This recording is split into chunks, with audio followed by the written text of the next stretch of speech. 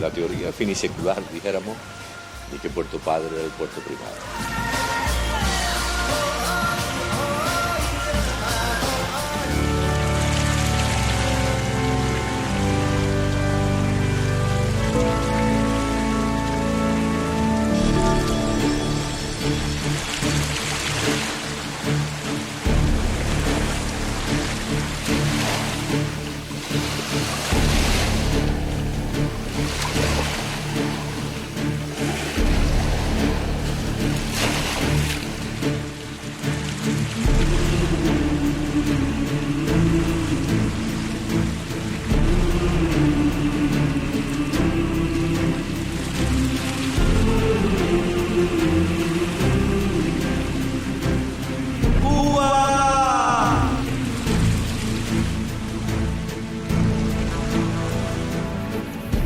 Fue de allí en demanda de la isla de Cuba al sur-sudoeste, a la tierra de la más cercana, y entró en un río muy hermoso y muy sin peligro de bajas ni otros inconvenientes, y toda la costa que anduvo por allí era muy hondo y muy limpio, vasta tierra. Tenía la boca del río 12 brazos, y es bien ancha para barloventear. Surgió dentro disque a tiro de lombarda. Dice el almirante que nunca también.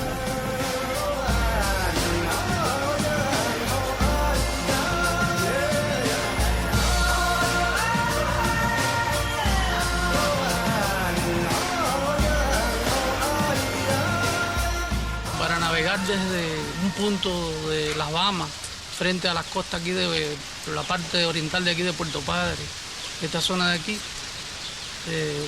tú debes aproximarte con un rumbo aproximado de 180 a 190 grados. Al arribar a las costas estas de oriente aquí entre Puerto Padre y Jibara, si en caso fuera de noche y el tiempo estuviera mal tiempo, lloviendo o con bruma, lo más aconsejable es no penetrar al puerto donde haya decidido llegar, ya que al desconocer la zona, esta zona es una zona de muchos arrecifes peligrosa, lo más aconsejable es mantenerse al pairo afuera hasta que amanezca. Producto del mal tiempo existente, lo mismo me puedo encontrar más al este o al oeste del punto que había arribado anteriormente.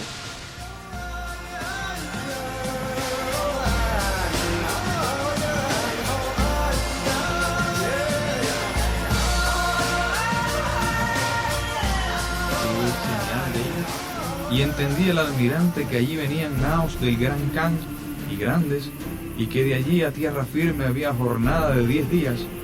Llamó el almirante aquel río y puerto de San Salvador.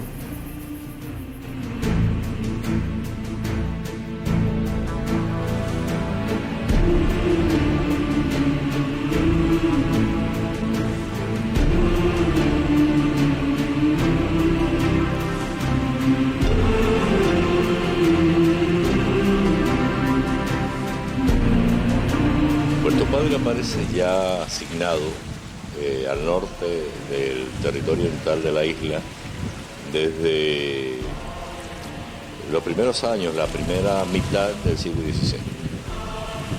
Diversos mapas de la época que se confeccionaban en España y en Italia fundamentalmente. Entre ellos el de Jacobo Lamoine, que entonces precisa con mayor claridad. Portus Patris es el nombre inicial, que claro, se correspondía con el accidente geográfico, con la vía de Bolsa o del cuello de botella, porque el asentamiento es posterior, es decir, será ya a inicios del siglo XIX, cuando tomaría el nombre del asentamiento a orillas de la bahía de Puerto Padre, como tal, el antiguo embarcadero de Maniabá. Comparativamente, pues, Puerto Padre, Portus Patris, aparece primero que muchos otros asentamientos del país. Portus Patris, latín, castellanizado luego, y luego en versión española quiere decir Puerto Padre. Ahora, si lo analizamos desde el punto de la Trinidad católica, apostólica y romana, el Puerto Padre debía ser, por supuesto, el puerto primado, el puerto primero, el puerto uno, ¿no? porque Padre, Hijo y Espíritu Santo es la Santísima Trinidad, que se aviene con la costumbre española de bautizar con nombres del santoral católico o de misterios de su fe los lugares que descubrían, topónimos fundamentalmente, o incluso la creación de las 7 villas, tú sabes que se corresponde con esta práctica. Por lo tanto, este elemento de ese nombre Portus Patris a nuestra región y a la ciudad posterior, pues obedece indudablemente a esa práctica de los colonizadores españoles.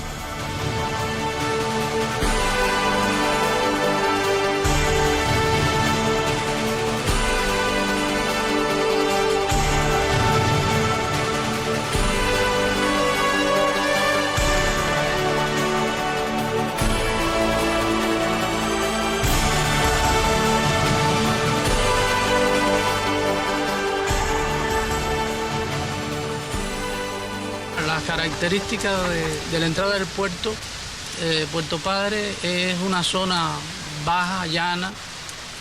Cuando te aproximas hacia la entrada del puerto, puedes observar hacia el oeste, hacia el este aproximadamente, la loma de la Silla de Jibara, hacia el sur aproximadamente las lomas de la entrada de Holguín. Hacia el oeste puede observar ya más próximo al puerto una pequeña loma, se llama la loma de la Jíbara. La isla, dice, pues llena de montañas muy hermosas, aunque no son muy grandes en longura, salvo altas, y toda la otra tierra es alta de la manera de Sicilia, llena es de muchas aguas, según pudo entender de los indios que consigo lleva.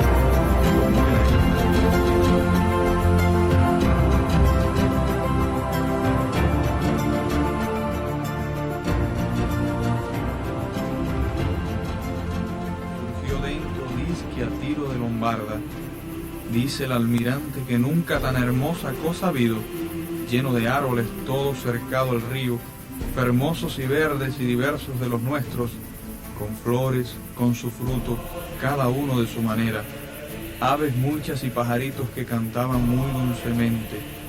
Había gran cantidad de palmas de otra manera que las de Guinea y de las nuestras, de una estatura mediana y los pies sin aquella camisa, y las hojas muy grandes, con las cuales cobijan las casas, la tierra muy llana.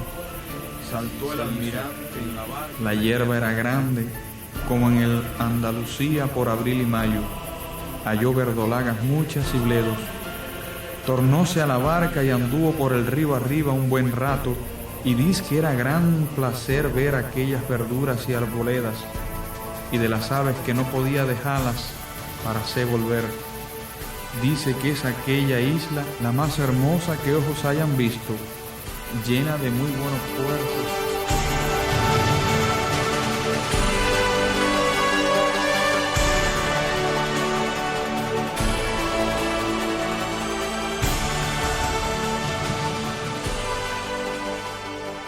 Evidentemente está hablando de la palma real porque además dice que tiene grandes hojas que utilizaban los aborígenes para techar sus casas. En nuestras costas y en ese tramo de costa abundan las yuraguanos de costa del género cocotrina, que tienen hojas muy pequeñas y evidentemente habrían sido notados por el almirante si se trata de estas especies. Se había referido al pequeño tamaño que tienen. Entonces, hay un elemento que podemos concluir. En ese primer día 28, él tuvo su primer contacto con la palma real cubana, con la Roystonia regia, y es de la palma que está hablando. El algodón podía haber estado en cualquiera de estos lugares y no es un elemento excluyente para un lugar u otro. La presencia de almácigo, que ya lo menciona en los últimos días de su estancia en esta zona, el almácigo también es una especie común a todo este tramo costero. Y la presencia de bledos y verdolagas también pudo haber sido en cualquier lugar. Es decir, que solamente la palma real dice de las características de un lugar, de una costa que tenía influencia de agua dulce, evidentemente para que estas palmas pudieran crecer próximas al mar, como él lo describe el día 28. Pues la vegetación aquí, lo que era esta parte de aquí no había casa ninguna, excepto una o dos, tres casas nada más. Aquí todo era monte, había llana, había algunos almácigos también por aquí atrás, había marabú, había una pila de ¿cómo se llama?, de vegetación, de distintos robles y brasilete, todo eso había aquí en esta zona de aquí.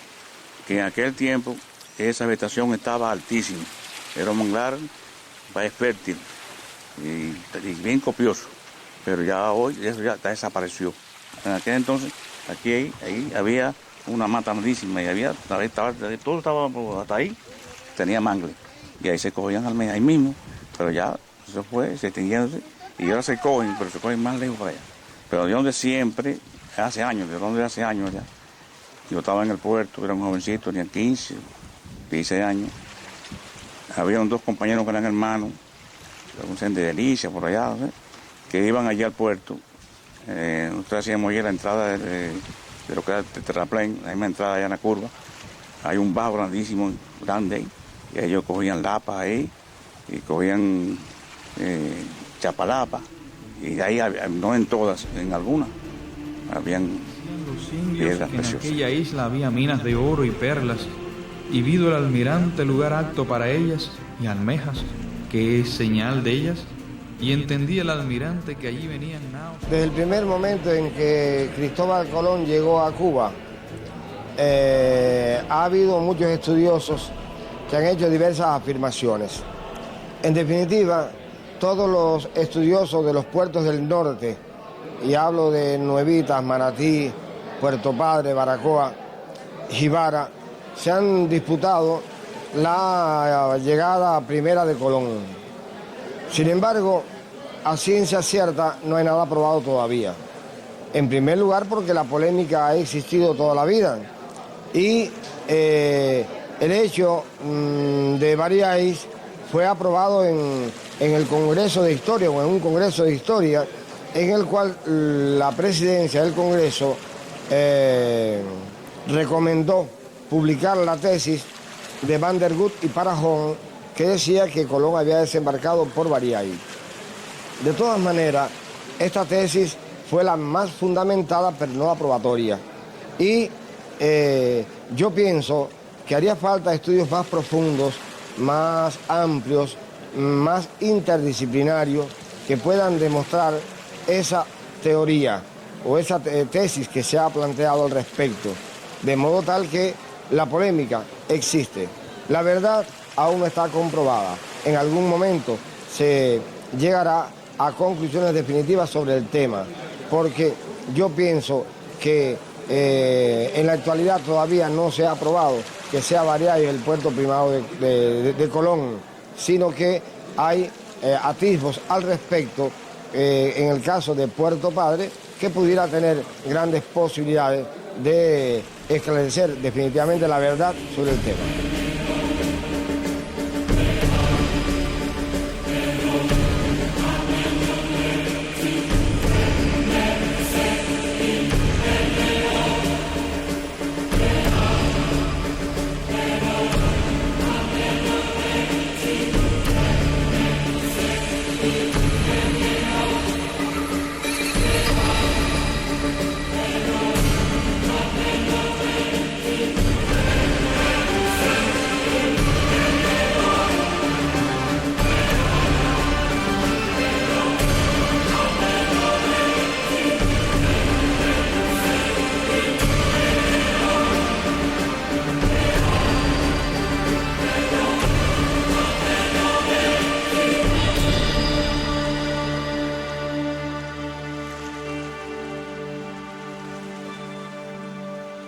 Y como él dice en el diario, eran indios pescadores y recolectores. Y la comunidad que vivió en este lugar, por todas las investigaciones, las excavaciones las excavaciones que estamos realizando, todo lo que realmente se exhuma en el contexto arqueológico es de aborígenes, pescadores, recolectores. Saltó el almirante en la barca y fue a tierra, y llegó a dos casas que creyó ser de pescadores, y que con temor se huyeron, en una de las cuales halló un perro que nunca ladró, y en ambas casas halló redes de hilo de palma y cordeles, y anzuelo de cuerno, y fisgas de hueso y otros aparejos de pescar, y muchos huevos dentro. Y creyó que en cada una casa se juntan muchas personas. Mandó que no se tocasen cosa de todo ello, y así se hizo. Cuando iba a tierra con los navíos, salieron 2 almadias o canoas, y como vieron que los marineros entraban en la barca y remaban para ir a ver el fondo del río, para saber dónde habían de surgir, huyeron las canoas. Leyendo el diario y para fortalecer esta investigación, nos dimos a la tarea de buscar las 2 chozas de indios pescadores que Cristóbal Colón signa en el diario, y comenzamos una serie de exploraciones por todo el litoral. Había que encontrar ese dato, esos 2 sitios arqueológicos para apuntalar, para reforzar la tesis de Colón. Y en uno de esos periplos de exploración e investigación encontramos precisamente este sitio que estamos terminando de excavar, el Socucho número 1. Y en esos mismos días encontramos Socucho número 2, que está aquí cerca un poquito más allá del hotel del Socucho, en el lugar exactamente que necesitábamos para fortalecer la investigación. Y como él dice en el diario, eran indios pescadores y recolectores. Y la comunidad que vivió en este lugar, por todas las investigaciones, las excavaciones las excavaciones que estamos realizando, todo lo que realmente se exhuma en el contexto arqueológico es de aborígenes, pescadores, recolectores.